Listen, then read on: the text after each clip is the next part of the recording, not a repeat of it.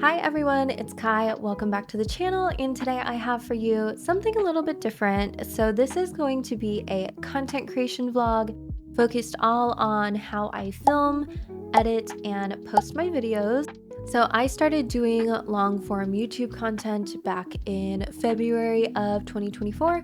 So it's been like a full year now of doing long form, and in that time I feel like I've gotten a pretty good hold on my workflow for creating content, and I do pretty regularly get questions about, what equipment I use to film with, what I'm recording on, what software I use to edit. And I thought, I felt very overwhelmed and stressed when I started uploading my first videos because there was just so much to learn about YouTube, quite honestly, about learning the YouTube app itself, about learning how to film content, what settings to use on my camera, what equipment, what lighting I needed. So today we will be going over almost everything that I could think of when it comes to content creation. So we will look at my equipment, which includes my lighting, my sound equipment, and what I use to film with, both in terms of my camera and my phone, just in case there are some people out there who are just getting started and they're only using a phone. I have tips and tricks for you there. Then we will look at my editing software, so how I edit things, how I streamline the editing process, and also how I build my branding on my computer digitally. And then we will finish off with tips for actually uploading and how to do all of the things that are necessary post-processing your video to get that out there on YouTube and hopefully get some eyes on it. I am by no means an expert whatsoever. I feel like I still have tons to learn. I definitely need to learn a lot more when it comes to doing vlogs. I feel like my vlogs are usually pretty chaotic and disjointed, but that's okay. They're meant to be a little bit more realistic. So yeah, I just thought I would share, hoping that it helps somebody. And it also might be nice to look back on this in another year and see, what things have changed for me. So if that sounds good to you, please consider subscribing and giving this video a like. If you are already subscribed, I appreciate you so much. It has been such an enjoyable year of being able to share the things that I'm really passionate about with other people who feel the same way. And so I'm just, beyond happy to be able to do this with you all. But before I get too sappy with all of that, let's go ahead and jump into the vlog. All right, so this is my recording area. So I have my desk here. I was just recording a little unboxing from my second channel last night, but let me go through all of the components because, as you can see, I have quite the setup here. So to start off with, this big overhead mount here is from Newer. I will have everything linked in the description down below. This is something I picked up on recommendation from a bunch of other people who do like reviews and overhead shots. It's very sturdy. It's this fully metal like square bracket that just sits on your desk. So it doesn't clamp to anything. It just has these two stands on either side. You can adjust the height here. So it has all of these notches here to adjust the height, to bring your camera either closer to your surface or further away. I have it about halfway currently. So if you can see here, this is about half the height that you could achieve with this mount. Here's where you actually connect your camera. This bracket here has, I don't know if you can see it well, this screw here, you just screw into the bottom of your camera. This can move, so you can unscrew this and you can slide this along the x-axis. So if you want a shot, for some reason over here versus one over here, you can move it around. It comes with these little mounting brackets where I could potentially mount some things that have like the standard 1/4 inch screws. I probably could get an adapter for my lights even and mount them off of here. I just haven't gotten to that yet. Speaking of my lights, I have 3 of them that I use regularly. So this one here is part of a set. This one and that one over there came together. So these are from Dasny, and I'm just now realizing that I never peeled off the protective plastic. Now you can see that better, but they are adjustable two-toned lights. By two-tone, it goes all the way from, I think 5600 Kelvin to somewhere in the 4,000s. Oh no, 3,000. So it goes from 32,000 or 3,200 to 5,600. That adjusts the warmth of the light itself. And then you have adjustable brightness from 100% to 0. It's kind of hard to see now. I'll try to change it. Because I have so much natural light, you won't be able to see much of a difference. But when I close the curtains, it's quite noticeable. However, these alone won't cut it because I've found that for the best lighting situation, you want at least 3 points of light. So I have this light over here. I have this other one right here set up, you know, mirroring on either side. And then you do have just like a simple ring light here. This light projects onto my desk from the back side.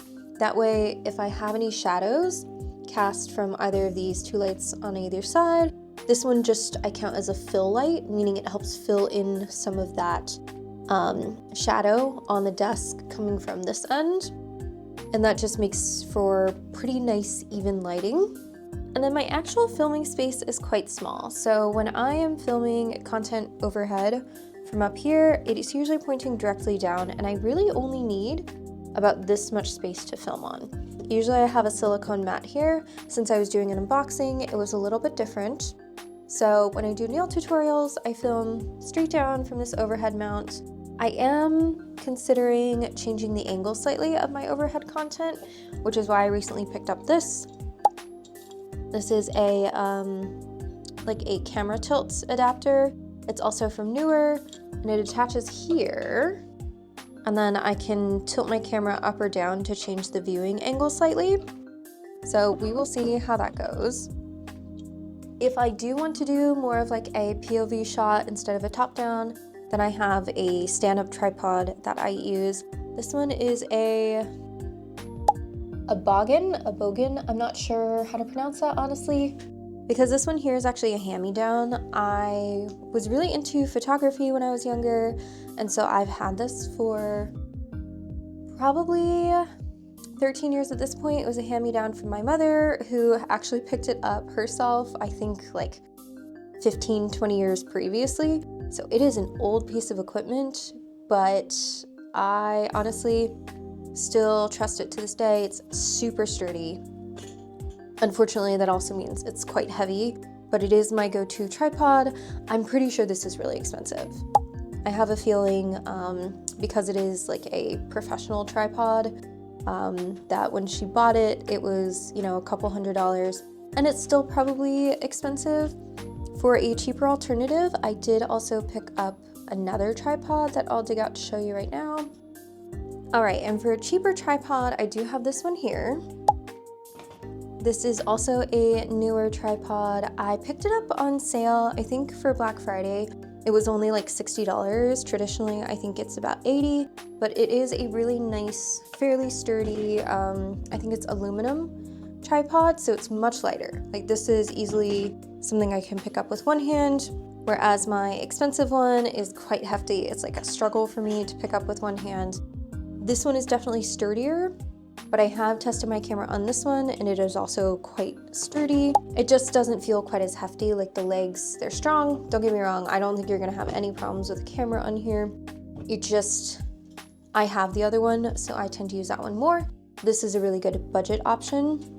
I am definitely not like a camera equipment expert. These are just things that I have personally picked up, that I've personally tried. I'm still learning, and if you have any equipment that you recommend that helps you make content easier, definitely let me know. I'm always interested in hearing what other people are using. But yeah, that is my basic desk setup. The other thing that I will mention is my mic stand here. So I do use a Shure, I think it's an SMB7 mic. I will make sure to have it linked below, but that's this one here. It does not come with this stand. This is a Shure microphone stand that I purchased refurbished. I like sticking my little like brand stickers on here from the different small businesses that I purchased from. So this mic stand is nice because it is clamped to my computer desk here. And whenever I want to record, I can just grab it and I can bend it in place over my desk and I can record my audio. So that's how that works. I know it looks like a lot. There are a lot of like moving parts that you don't see inside the video, a lot of peripherals around the recording, but it all goes towards making my content hopefully a little bit better, a bit more high quality. I think audio is really important. A lot of people I know, they watch things while they're doing chores or while they're working on nails themselves. And so you really want to have good quality audio that people are going to want to listen to while they're doing other things. So a really nice mic is something that I invested in. Big thanks to my boyfriend actually who got this for me for my birthday. So that's my mic stand and my mic. The mic itself does need a separate piece of equipment to work. So I'll bring you now over to my computer desk. This is me. I do have 2 monitors. I very much prefer 2 monitors because I can edit on one and put YouTube or something else on it in the background. Obviously that's not required, but I just find it really helpful. This here is the other piece needed to make your mic work. So this is a Wave XLR from Elgato. They make a bunch of like gaming and streaming software. But the mic itself is not a USB mic, so you can't plug it directly into your computer. It does need to go into a mixer like this. You have to have this cord here, and then the mixer converts it to a USB connection that can then plug in to the back of your computer. This is my editing computer. She is quite beefy. You definitely don't need all this. I personally decided to upgrade because 1, I'm a little bit of a tech nerd. I do like this sort of thing, and I really wanted to challenge myself with building a whole new customized computer. She does help though. Having a decent device that is not going to cause you technical issues is one of the biggest things I think in making content easier and more enjoyable to do. When I had my old computer, it was always a chore to get to editing because I was constantly running out of space. I had to deal with technical issues all of the time. And so having something that's just really reliable, really quick has been a lifesaver for me. So yes, you do need your mixer, and that just plugs into your computer and makes your mic functional. All right, so speaking of other accessories, another thing that I think is really important if you are going to be buying a super expensive microphone is having accurate audio quality. And so I was really excited when I was offered a bit of PR specifically for a headset. So this is my replacement headset. It's what I've been using for the past week or so. These are from HyperX and they are their Cloud 3 wireless Bluetooth headphones. So in comparison, you might be able to see here, they are a little bit smaller than the Razer Chromas. I do have my initial reaction and an unboxing that I'll probably insert into the video right here. Alrighty, so I don't know what part of the vlog this is going to be in, but I wanted to pause and do a little unboxing with you all. I am super excited to announce that HyperX has reached out to me. They are a really well-known gaming headset brand and peripherals brand. So they also make keyboards and I think mice, but they're really well known for their headsets. I believe it's their alpha version that kind of like took the gaming world by storm a couple years ago for being a good, affordable, but high quality audio option. This one here is their slightly higher end Hyper Cloud Mix 2.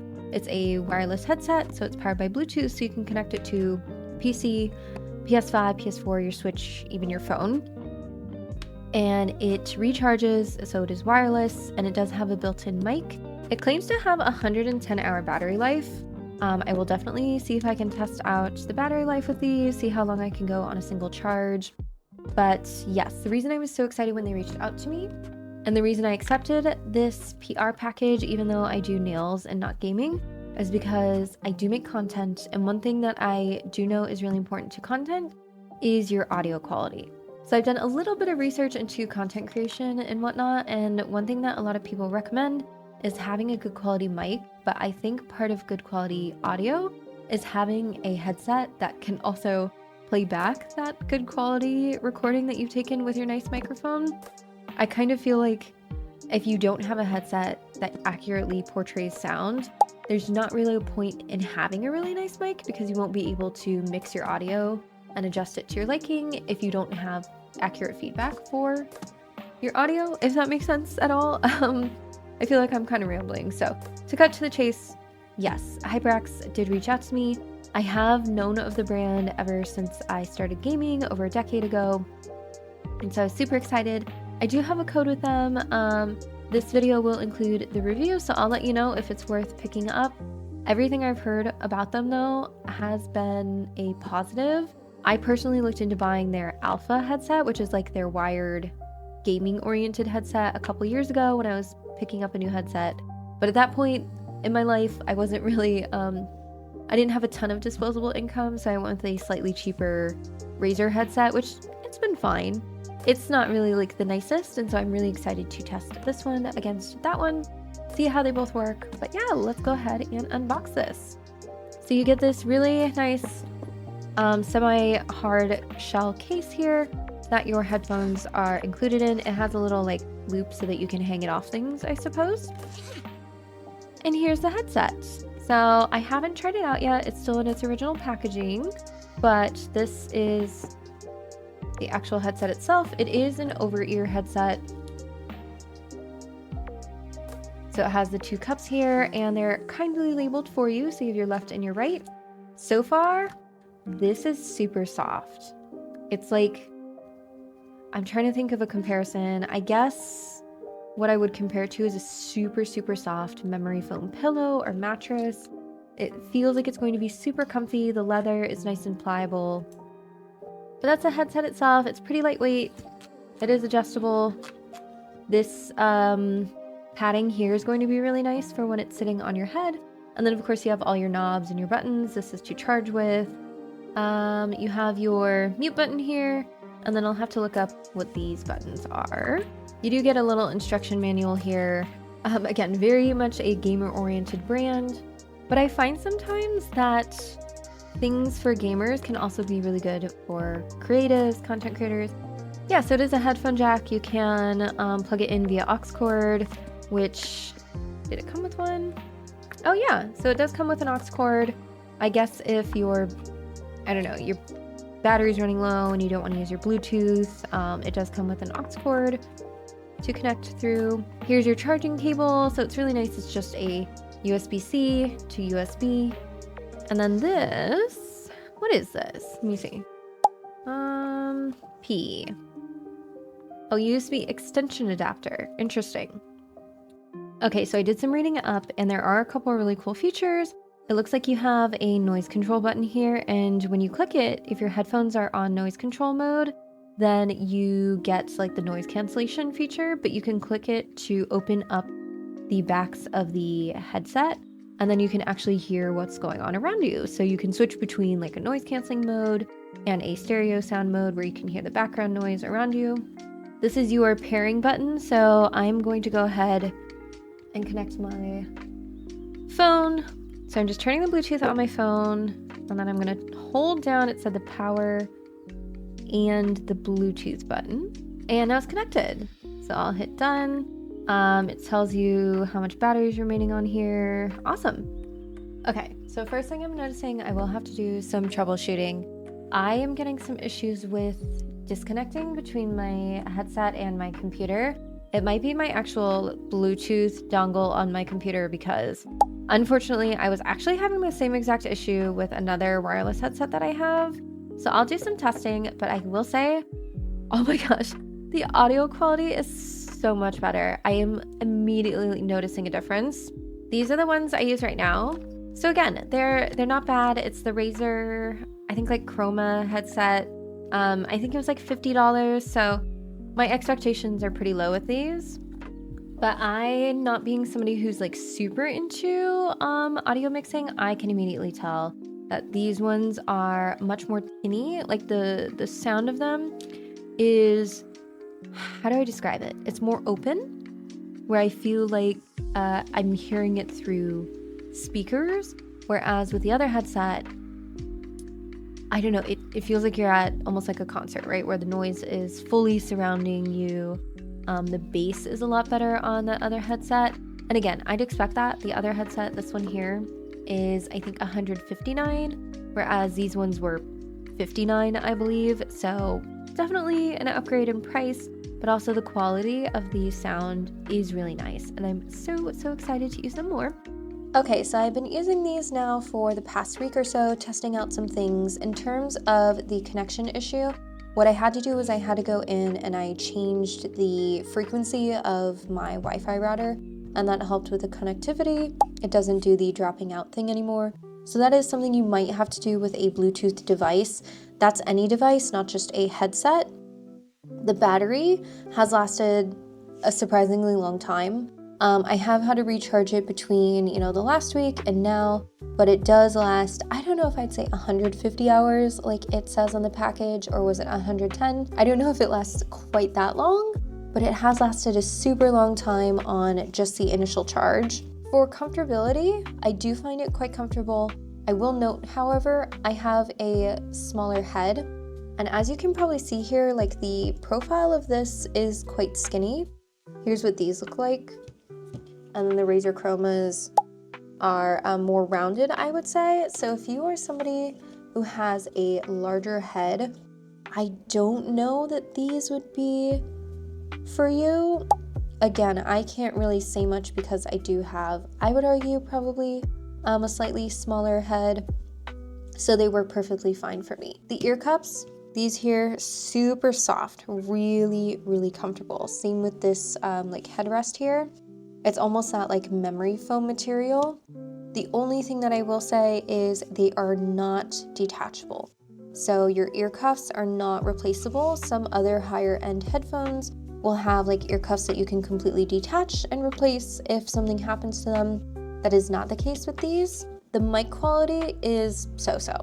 It's definitely nothing to write home about, but the audio quality, for me at least, such a huge step up. I have loved hearing the really nice bassy tones that have come out of these headphones in contrast to what I've been using for the last, like 2-3 years, which are much flatter in terms of the sound that it provides, a little bit more tinny. The sound here is just absolutely far superior, which I guess, considering the price tag, you would expect. But again, these are their kind of like premium headphones. They do offer a cheaper version. They have the wired alpha headphones that I know a ton of people across like the gaming space really love in terms of both the audio quality, and I think that one has even better mic quality. I personally just like the freedom of having a Bluetooth headphone set that you can put on and it's not wired. So would I recommend these? Honestly, if you have the money, I would say go for it. Otherwise, they do have cheaper options available on their website. And the only gripe I really have with them is they probably aren't super fitting for someone with like a large head. Just something to keep in mind, but I do have a discount code with them that you're welcome to use. It's Get Pressed. I try to have Get Pressed for all of my discount codes. And again, I really appreciate anyone who supports me using those. And you don't have to buy like this headset specifically. It's for anything on the HyperX website. But again, I really would only recommend these if you're somebody who's really serious about content creation, you're somebody who, has money and wants a nicer headset. They are quite expensive. Going back to other equipment that you may or may not care about, this is my keyboard that I'm very proud of. It is my Keyboom Phantom. I love the aesthetic of it with this clear acrylic. It is really nice. I have it currently plugged in, but it also functions wirelessly through Bluetooth.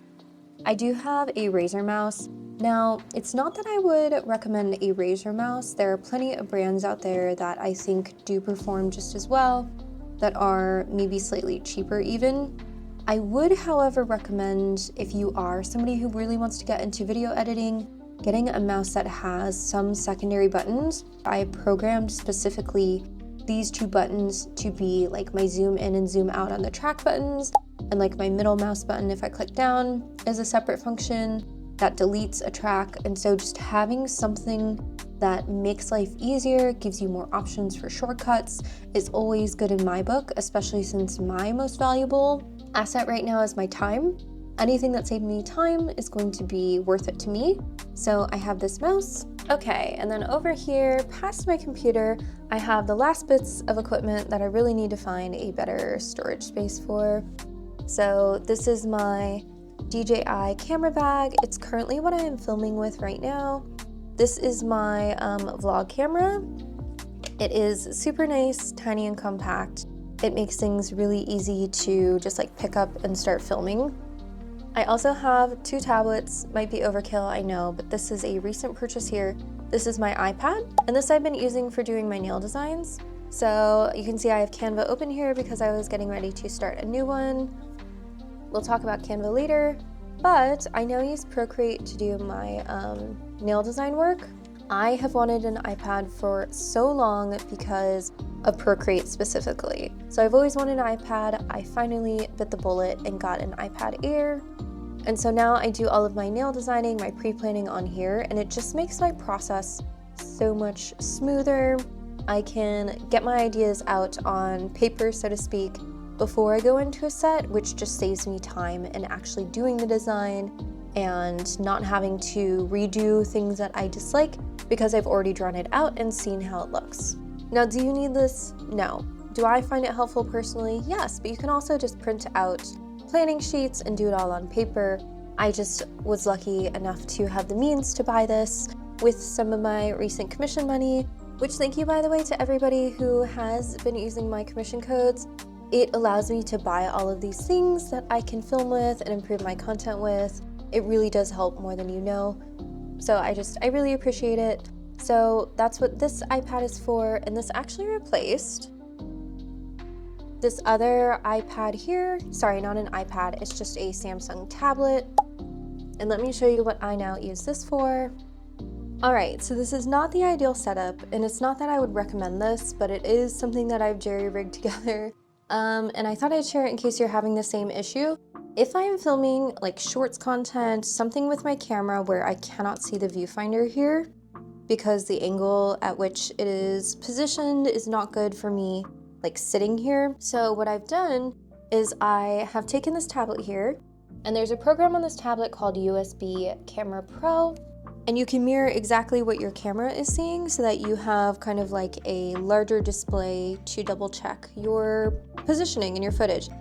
That way you ensure that you're staying in frame. Again, I would not necessarily recommend this method because in order to do this, you need a mini HDMI to a regular HDMI cord, then an HDMI video capture card to a HDMI to C-type cable that plugs into your tablet. You might just want to you can buy like an external viewfinder for your camera. It will display things on a larger screen that you can then position and rotate to your liking. I personally, despite the fact that it's pretty janky and it's a lot of work to purchase like the 3 different components, I like having the big screen so that I can easily see what I'm doing. I will put this in the back corner of my desk, and then I'm not having to also like look away from my desk too much in order to see what's going on. It's just right there for me to double check. So that's how I stay in frame when I'm using my camera here. Speaking of my camera, this is the Canon R7.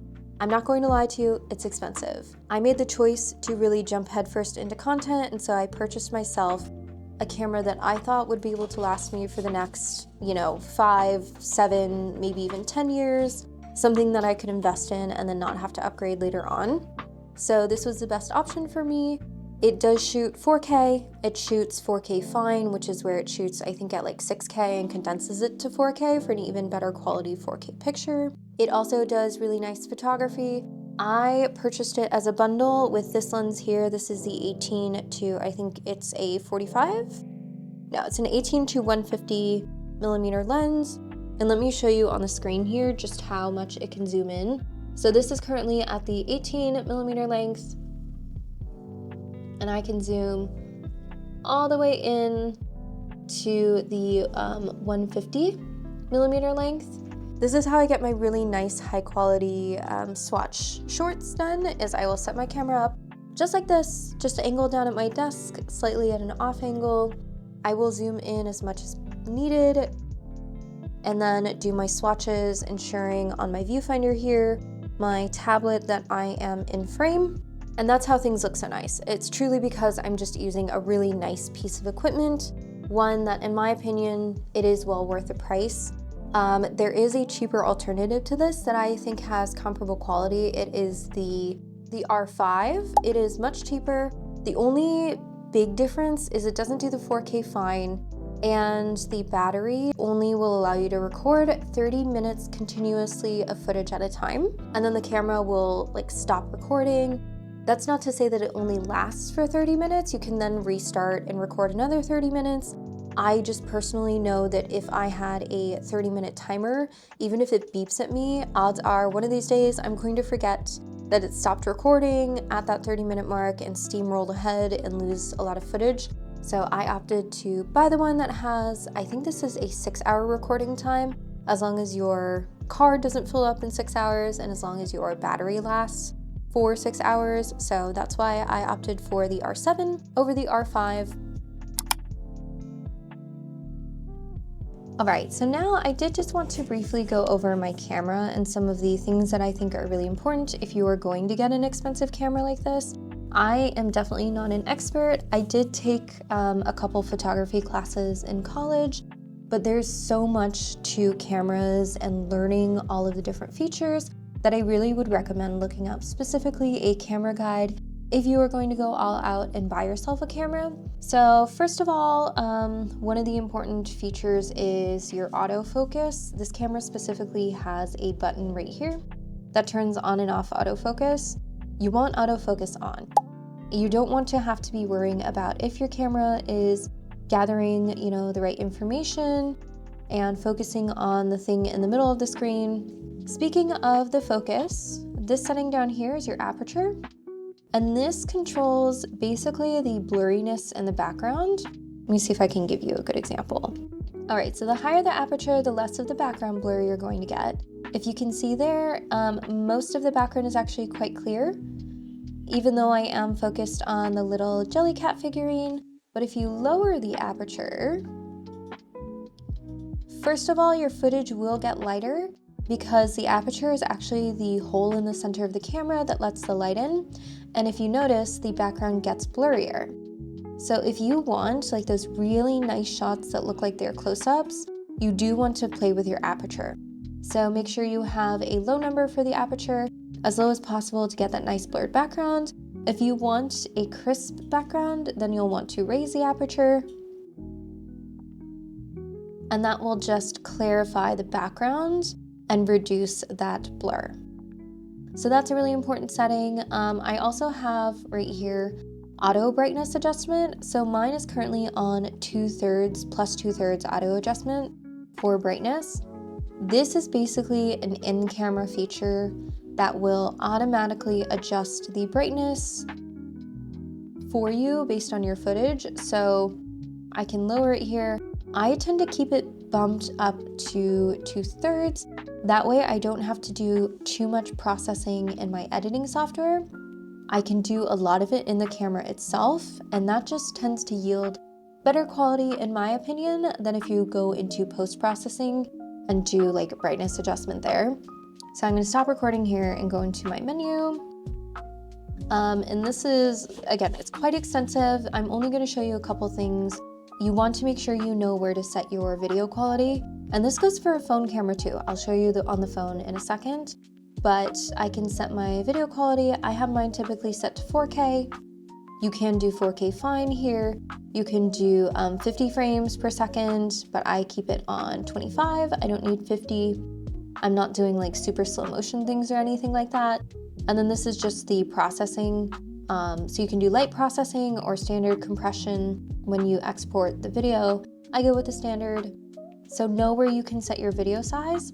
I could go on and on about ISO and about all of these different camera settings, so I really do recommend, if you pick yourself up a nice camera, learn the settings. I know it takes a while and it's gonna feel very overwhelming, I'll be honest.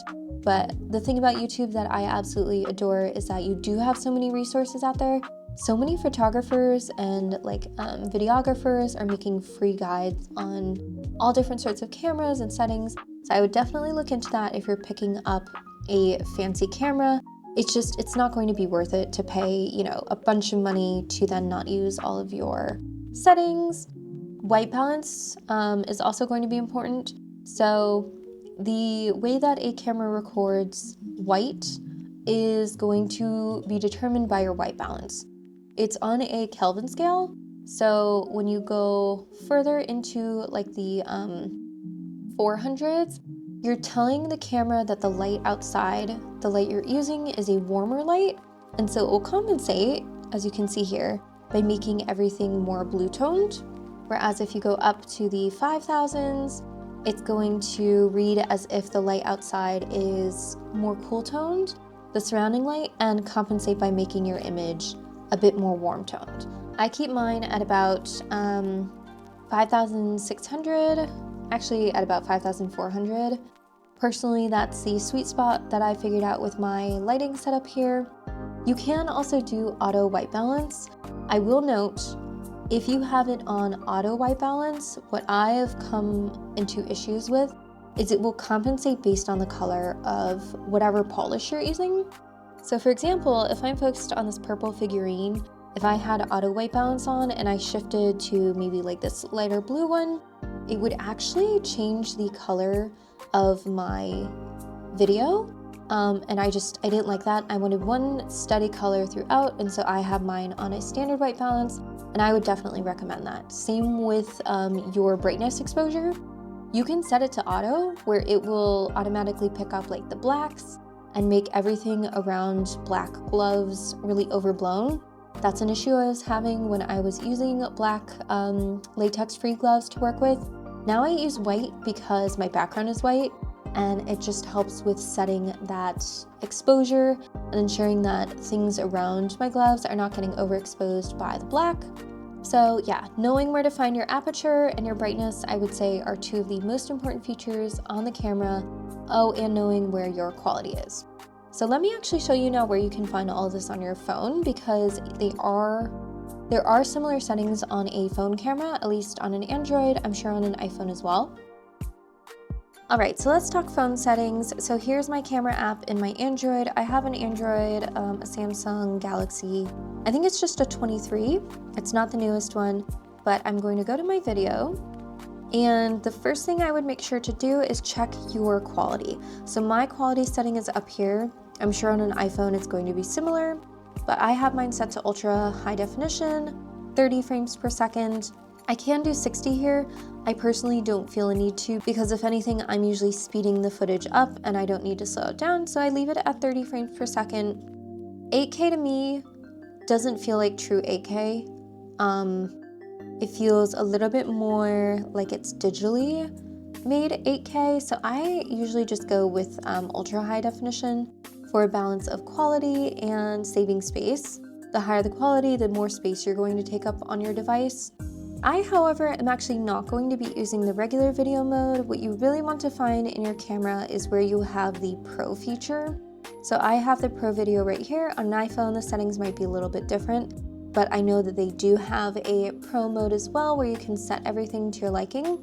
So what we want to look at in here are a couple different things. First of all, the shutter speed. It's called speed because even though this doesn't have a shutter, it's going to determine how much light is let in and how long the object is exposed for. So this is where your brightness will vary. This is what I was talking about with my camera, where it would adjust too much for black objects and make the background of my videos overblown. That's why I keep it on a set brightness. So for example, if I have my little jelly cat here, this is the current color of the background in comparison to the pink. Now, if I put something that is dark, like this black object here, it's going to compensate and lighten everything in the background to focus on this darker object, especially if it's closer. As you can see, when I remove that, it gets darker when I compensate for a lighter object. So you can change this from auto and pick specifically a slower shutter speed, which will be a higher number, and that will set the brightness at a set amount. And then when you switch out objects, it's not going to change the brightness whatsoever. They'll be set at one specific brightness, and you won't get that variation in your footage, which I think is really important for consistency. You can also set some compensation here. So say you want it just slightly brighter, you can set that. And then white balance. This will be where you set your temperature of your footage according to the Kelvin scale. Again, if you go up higher, it's going to kind of compensate for a cooler toned footage. If you go lower, it's going to compensate for more of like a yellow toned, warmer footage.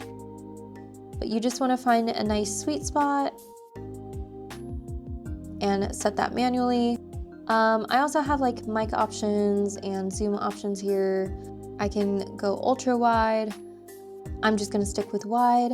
Speaking of zoom options, I do have some other equipment that I use to get really nice close-up shots with my phone specifically. So this is the Crescent lens kit. It is a zoom lens that you attach directly to your phone, and it will allow you to get really nice, clear close-up shots. So how it works is you get 2 clips depending on the width of your phone. Right now I have a case on my phone, so I am going to grab this clip here. This one is adjustable based on this screw here, so I'm going to unscrew it to widen that clamp.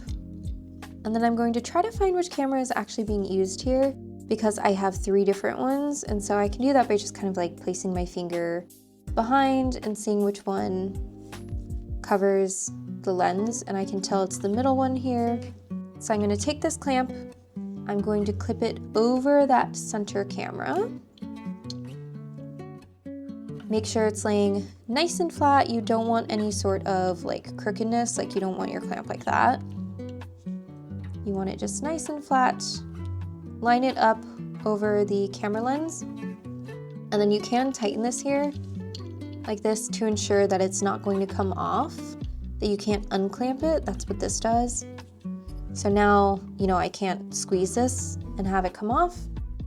And then you take the Cris lens, that's this right here. Take off the little protector on the back. This just screws right in to the phone clamp, and then this comes off, and you have a beautiful telephoto option. So now with my camera, let me get my little guy here. Look at how close that footage is all of a sudden. So let me go ahead and start the video here so you can see the difference. Look at how well you can see the details. It's kind of insane. Just to show my nail art right now, look at how close up you can see all of those details. Please excuse my cuticles. They are a mess. They need some moisture, but you can see all of the details with this lens. So while you can get those really close detailed shots, the thing about this lens is that it has multiple focal lengths. So I can get up really close and get one nail, or I can move my hand and camera back and still get my whole hand in a shot. A lot of the phone camera lenses that you can get online nowadays, they only have a single focal length. So for example, you might only be able to get shots up this close. Whereas with this lens, you can go all of the way back here and still get a full hand shot of your nails and have it be in focus. So this lens, I would say, is a real game changer if you're using mainly your phone to do content with. And I am loving having this because I don't always like getting my whole camera setup out to film short form especially. So I'm excited to start using this to do my close-ups. Another phone accessory that I think is really helpful if you're going to mainly record on your phone is this bad boy right here. This is the Moft tripod stand. I'm sure if you are on Instagram, you've probably seen this because I was absolutely inundated with ads for this thing. I do, however, think that it was quite worth it. I bought mine off of Amazon instead of their actual website, but the nice thing is it's magnetic. I have one of the magnetic rings here. that you can use for charging. It's also my like phone stand ring, and you just slap this on just like that. It unfolds origami style like this. You have the bottom here that unfolds to create the stand. So it just unfolds like that, and now you're ready to film content. So you can stick it up like that, portrait mode. You can also turn it. However, I have my magnet off center. I would recommend putting your magnet a little bit closer to the center. Otherwise, it is very heavy on this side. So I mostly use this for vertical content. So now you have a nice sturdy stand that you can use to film your nail content, your vertical content, your swatches, whatever. This thing is sturdy, so if you want like a lower profile, you can unfold this here, collapse it, and then have your phone held like this on a stand. So if you want to get your macro shots, you can set it on the ground like this and get nice and close with your Chris lens. I love that it's so thin. Like, look at that profile. It's so small. So easy to like slip in your wallet, in your pocket, and you just unfold it like that. The only downside is, as you can see, it's a little wiggly. It does move around just a bit, and I can't like bend it too far over or it will fall this way. If I want to do that kind of a shot, I'd have to collapse this, fold it that way. But honestly, it's been so handy to have something just ready to go, not too much setup involved, rather than getting like my large camera out and doing everything that way. So yeah, if you're somebody who wants to make content with your phone, you don't maybe have enough for a camera yet, I would highly recommend, if you're going to invest in some things, the tripod. You could go with any sort of tripod. This is just one that I've personally tested. The Lensa, I would say, is a must. If you're going to focus on filming content with your phone, get yourself a nice lens. This one it might seem expensive. I think it's $80. You can save 10% with my code, but because of that, dual focal length, you can zoom out and get your whole hand like this, or you can get really up close and personal with a close-up shot. Just because of that, for that reason alone, I personally would recommend this lens over buying like a cheaper one, because the cheaper ones only have one focal length and then you're stuck filming at a certain distance, whereas this one, you can zoom in and out. Okay, so now that I have exhausted all of the equipment that I use, how I actually film things, my setup and everything, let's talk about everything that happens after filming. So let's look at editing and uploading. Okay, so now I just wanted to show you a few things on my computer. I apologize in advance. Between me filming the last clips and this one here, I unfortunately got a little bit sick, so you might be able to tell from my voice. But this is my desktop. Right now I'm recording my screen with OBS. So if you are somebody who is trying to do content and for some reason you want to record your screen on a PC, OBS is a great program to do so. But I just wanted to bring you into the various software that I use. First of all, Capcut.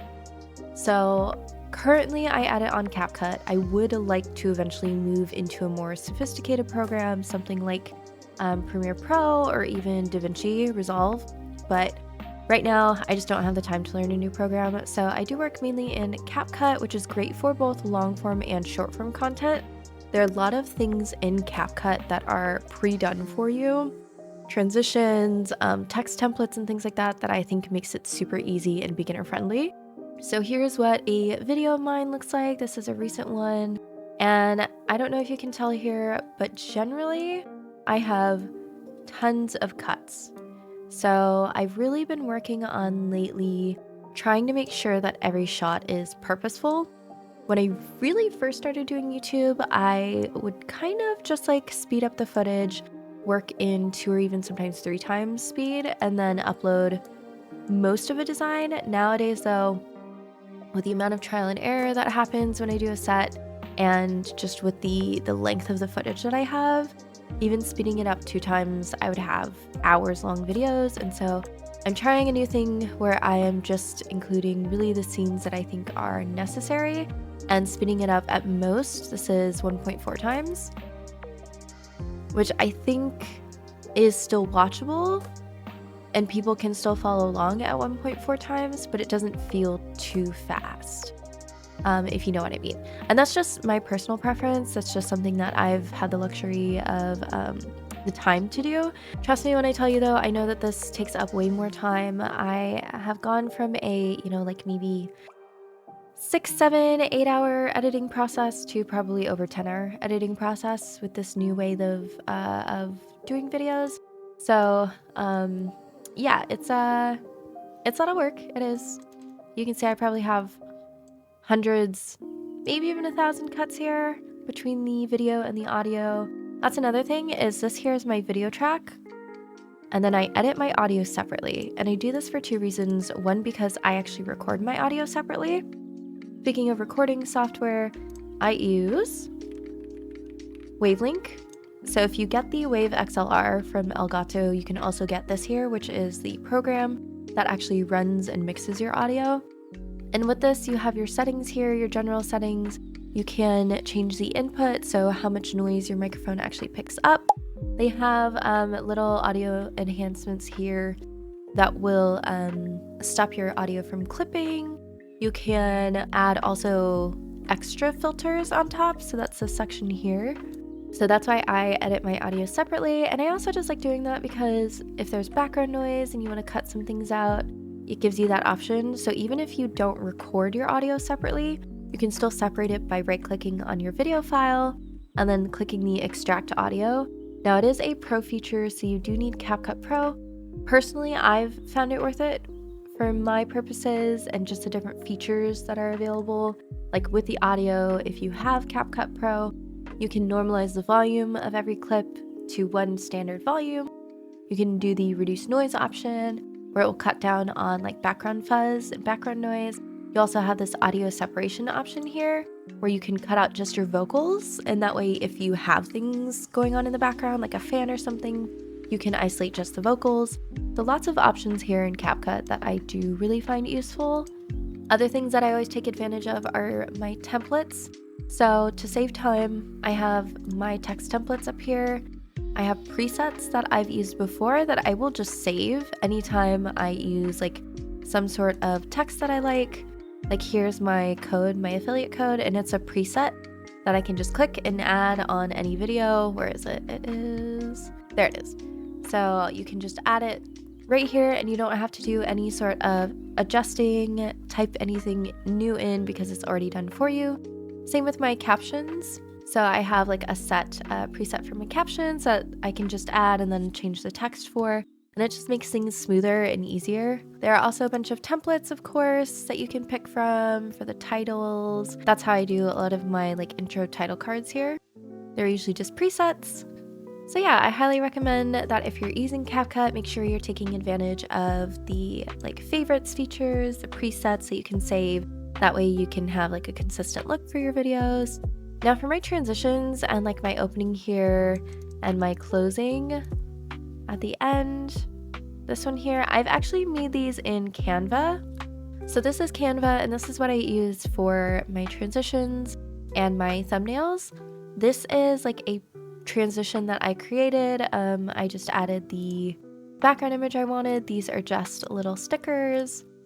And then the custom font and text that I chose.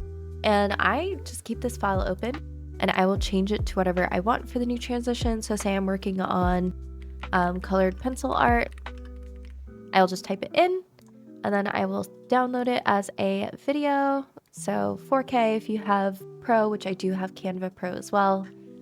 And then you can select the current page and you can download it. You just import it here in CapCut, add the file, and then you just drag this wherever you want on your timeline.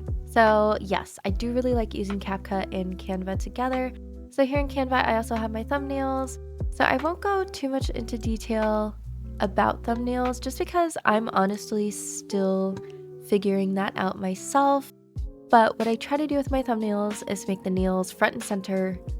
I have some sort of text that outlines what the design is about. And I try to make them look similar, even if I'm using a different font.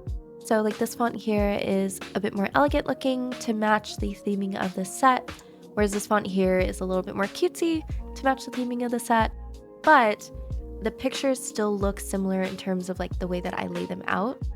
And that's just for consistency. Again, trying to build a consistent brand, so to speak, so that my channel looks cohesive when you look at it on YouTube. Again, though, I'm still trying to figure out the thumbnail thing. Thumbnails are one of the most important parts of a video, and I have not yet cracked the code, but I'm working on it. So that's Capcut, that is Canva. So now let's talk YouTube. So this is my YouTube channel here. I wanted to show you around some features on Studio that I think are really important. I'll be honest, this is my least favorite part of the process, the whole uploading process and adding the right search terms, doing the SEO, the whole marketing aspect and advertising aspect. I very much dislike. I would like to be able to just create my content, edit it. I do enjoy the editing process sometimes. It's the uploading and like worrying about, you know, do I have the right title? Do I have the right thumbnail in order to garner views? I'd love to be able to just make things that I find interesting and the YouTube algorithm would push it, but unfortunately, that's not how it works. So if you want to get to your studio, if you're here on your channel, you can just go up to your icon and click the YouTube Studio button. And here's where all of your numbers are. So again, the numbers to me is the worst part about YouTube. Having to like analyze your statistics, and don't get me wrong, you don't have to. And largely I have tried to avoid paying too much attention to the numbers because I feel like that's a great way to get discouraged really quickly if you're not seeing like the growth that you want, if you're not seeing the views that you want. I regularly see my content doing the worst, funny enough, when it's content that I'm really happy with. So for example, like here are my last few videos, my last nail set, the cafe desserts nails. I absolutely love these. I thought they were super, super cute. Really happy with the video itself, and it took me, I think I said I had 12 hours of footage from that nail set. In comparison, my Divock nail polish swatch, don't get me wrong, it also took quite a long time to film, although I think I only had like 6 hours of footage from that one, and it's outperforming the dessert nail set. And so it's just something that I'm trying to not focus on. I'm trying to not worry about, because at the end of the day, if I'm happy with it, that should really be what's important. And as long as you're consistent and you kind of like stick with it and you're constantly just trying to make small adjustments to grow and improve, then that's going to get you there. So yeah, I don't have any advice on going crazy viral, but I do have advice on my uploading process and how to make things easier at least. So speaking of which, let's go into a video here. One thing that will help with your optimization and getting some views is ensuring that you have a description. So my descriptions are usually quite full. Like this one is arguably one of the shorter ones that I have. A couple things that I've noticed are really beneficial is writing exactly what your video will be about, including keywords that you think people are searching for. So here's the description of this video. It says, "Watch me swatch my most expensive collection of Korean gel polishes yet." I start off with exactly what this video is going to be about. I include a couple keywords like Korean gel, because that's what they are. I included like my most expensive collection, because that is the truth. This is definitely the most expensive collection that I have owned. And then I outline here, this is the Divock 4 Season set, and it may be one of the most luxurious Korean gel polish unboxing experiences I've ever had. I swatch each color, showing what multiple layers look like, and I compare them to some of the other colors in my collection so you can get a better sense of the colors. I'm realizing now that that's very repetitive. I swatch each color. I'll just say others. There we go. Shout out to Hope from Nails Box of Hope, who recently did kind of like a comparison that I really appreciated. And then I want to make sure here that in my description I'm being very clear. This is not a sponsored video, but I was gifted the set. And these are all just things that I think people are looking for. So keywords, things that I do in the video so that the YouTube algorithm has accurate information to place my video in searches that are appropriate.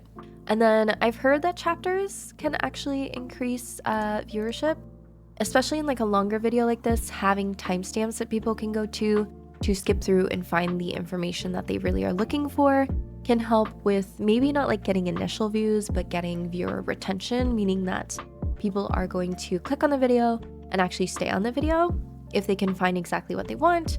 So you just type in here like a heading, whatever you want, and then you do the time with a colon separating the seconds, the minutes, and then if you have them, the hours. And that's it. You just put this in your description and you save it. You do need a timestamp starting at 00 though. I believe that's necessary for doing chapters. And then of course I have all of my socials linked here, my affiliate links, and then my music. Now with the socials and affiliate links, if these are static, meaning that they don't change, that you are going to be adding them to every video, there's something you can do to save time, and that's you go to your settings, and then you go to upload defaults here. And then you can copy and paste your socials and your affiliate links and anything else that you want showing up on every single video into this default upload. And that means that when you go to upload a new video, this will automatically be added to your description and you don't have to worry about like adding it each time, ensuring that you don't forget it. So I have my chapters heading with the intro, my socials, and my affiliates, and then also like the start of my products links in case I'm going to be adding those. Of course, once you upload the video, you can go in and edit this to your liking per video, but this just adds it automatically so that you don't have to worry about it. You can also do some things with like monetization and setting your advanced settings. But yeah, I just think that's a helpful bit of information that I recently learned about YouTube Studio. I do believe you have to be on the PC in order to access that. I'm not entirely sure, but I do recommend if you can that you're uploading, not necessarily from your phone, just because there are other features that are useful. Okay, so one more thing I wanted to note on the Studio app is over here on the left, past your content, past your analytics is your community tab. And this is where I think it's super useful to be able to respond to your comments. So it automatically sorts things by comments that you have not responded to yet, which I think is super helpful. I really appreciate that people take the time to stop and leave a comment and engage with my video. And so I just think it's not, much work for me at all to respond back. So I do try to, at this point, respond to every comment, at least when I get the time to. And so this is a super easy way for me to go in and, like the comment, do a reply. So YouTube has now added the AI comment response feature, which I understand it's like a time saver, and no shade whatsoever to people who want to use it. I think it could be great, especially if you have a super large audience and you don't really have time to write a personalized comment. I just personally like interacting.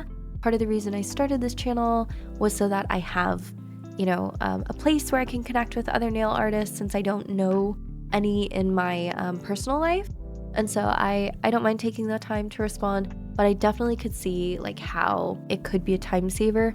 And I've noticed, it's eerie almost, a lot of the responses at the beginning didn't sound at all like something I would say. But now that it's probably like training off of my personal responses that I have been typing to people, like some of these, they do kind of sound like things that I would say. They're using the main emojis that I usually use in my responses. This one's kind of crazy because it's not right. I do have somebody in the community, her name's Barbie, and she's another nail artist. She has her own channel. I think it's Barbie 222.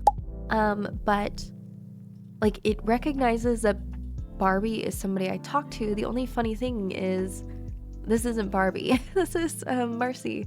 So I don't know. It's like half right.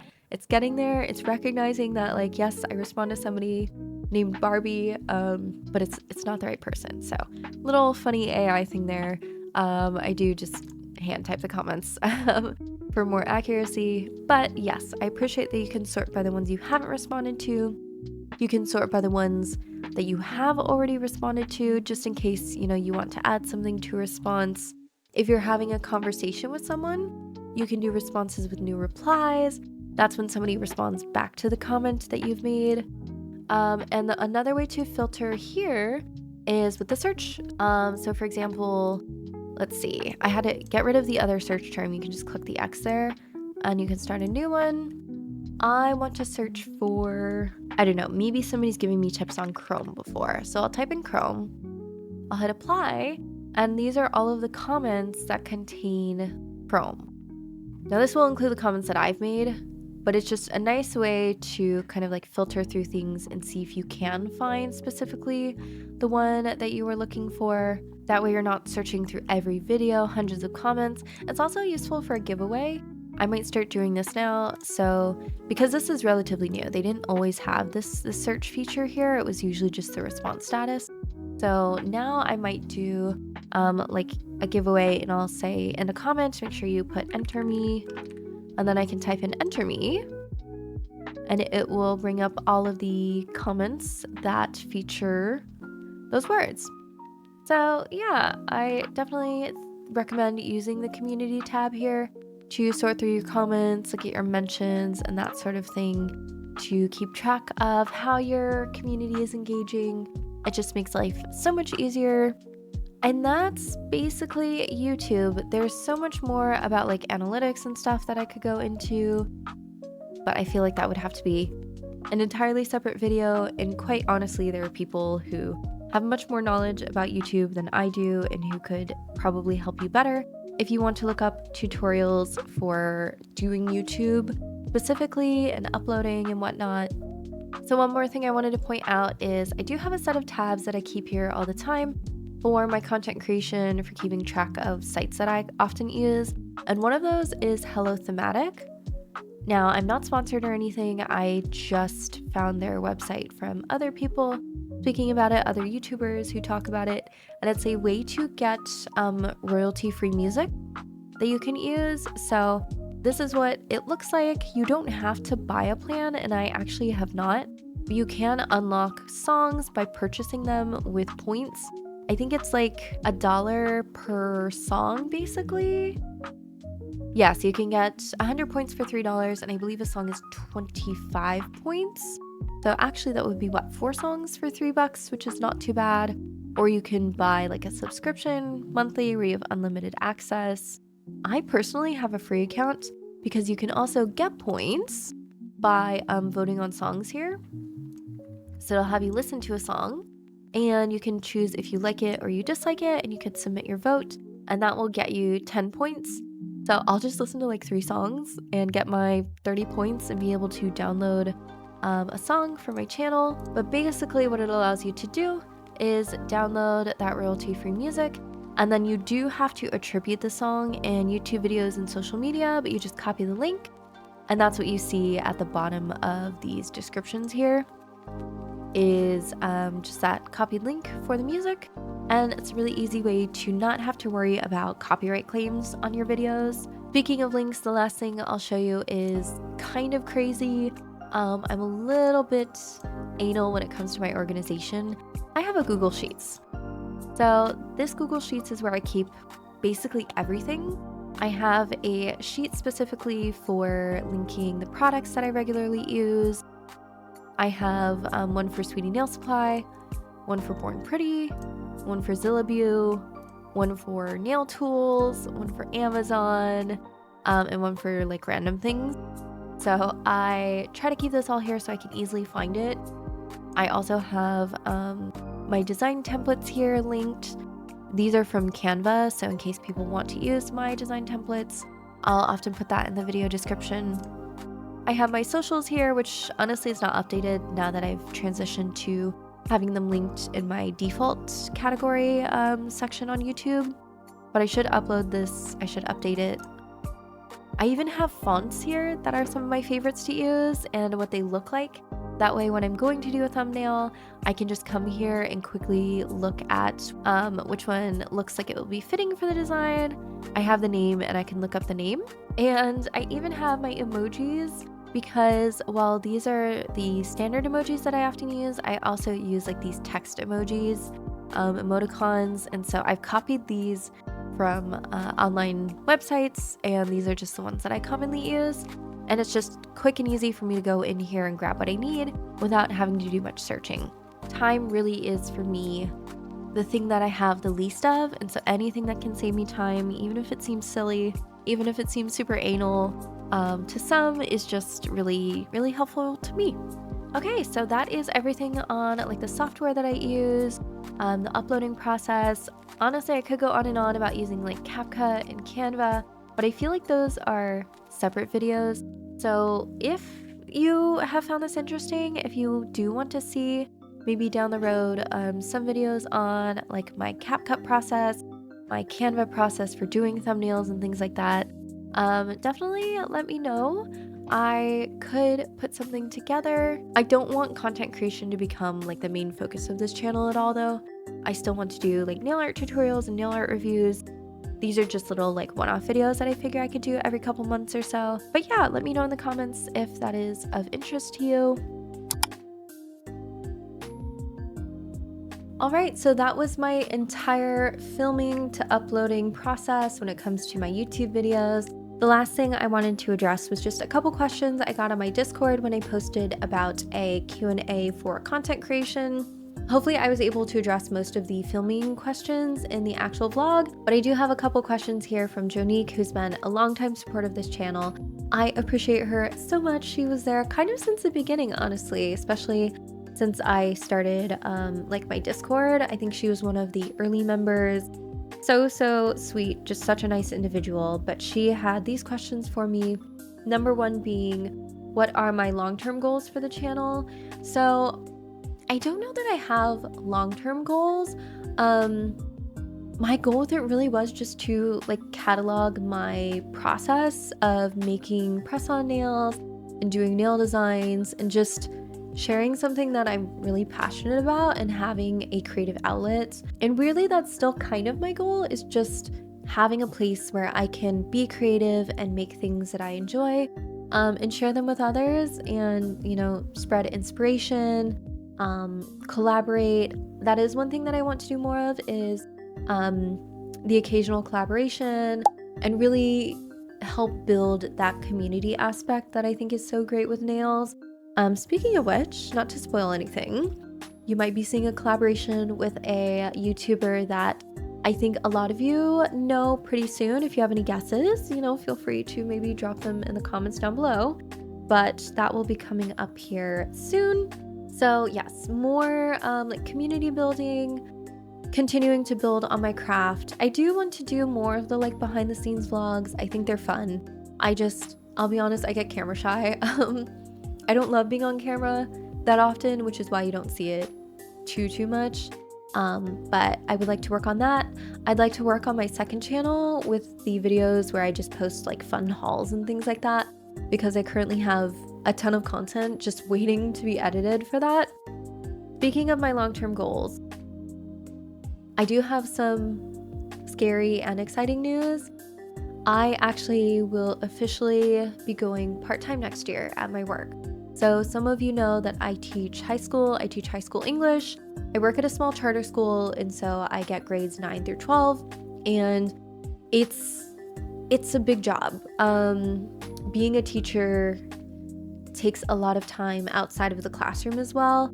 So doing all of the grading, the lesson planning, and that sort of thing, it's pretty time intensive.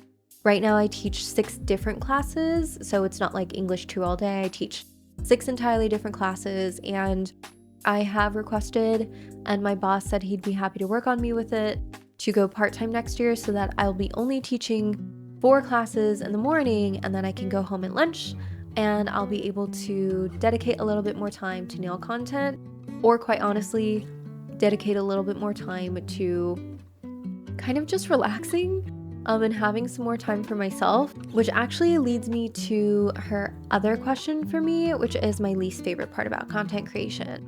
A big part of content creation that I struggle with is burnout.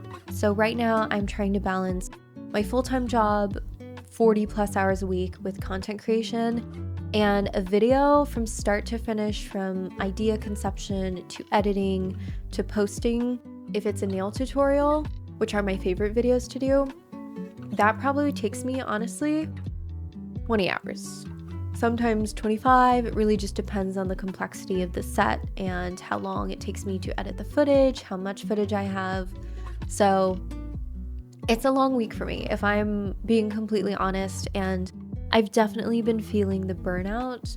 That's something that I think everybody goes through. And I want to remind everyone, it's okay to take breaks. That's something that I constantly am having to tell myself, something I'm still struggling to really believe in and be okay with, because I'll be honest, I get stressed when I don't have a video for the week. I feel like not that I'm letting people down. It's mostly that I feel like I'm letting myself down.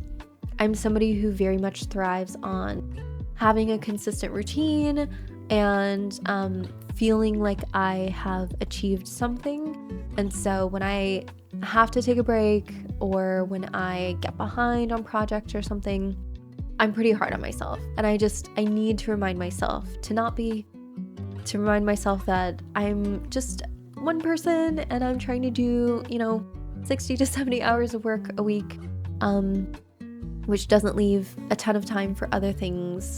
And so that's probably the worst part, is not having enough time and feeling like I can't do everything with my content that I really want to. But I am working towards remedying that by going part-time.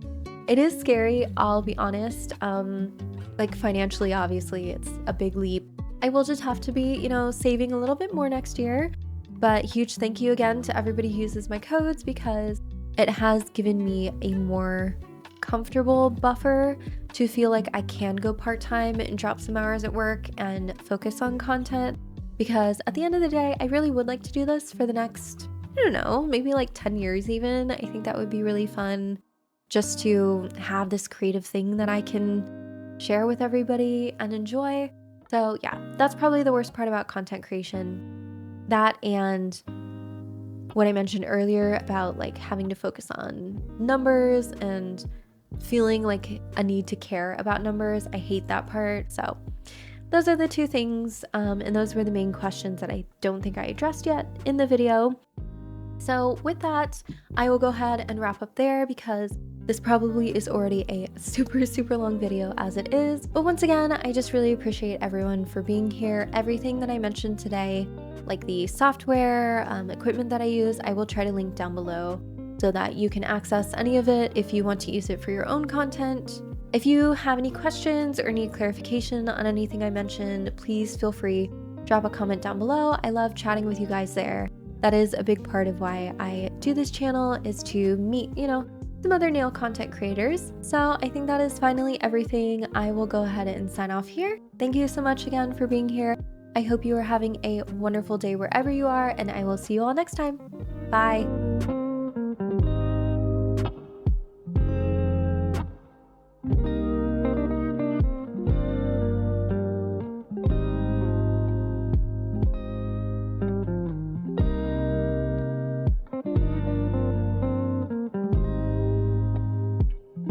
This is my emotional support cat.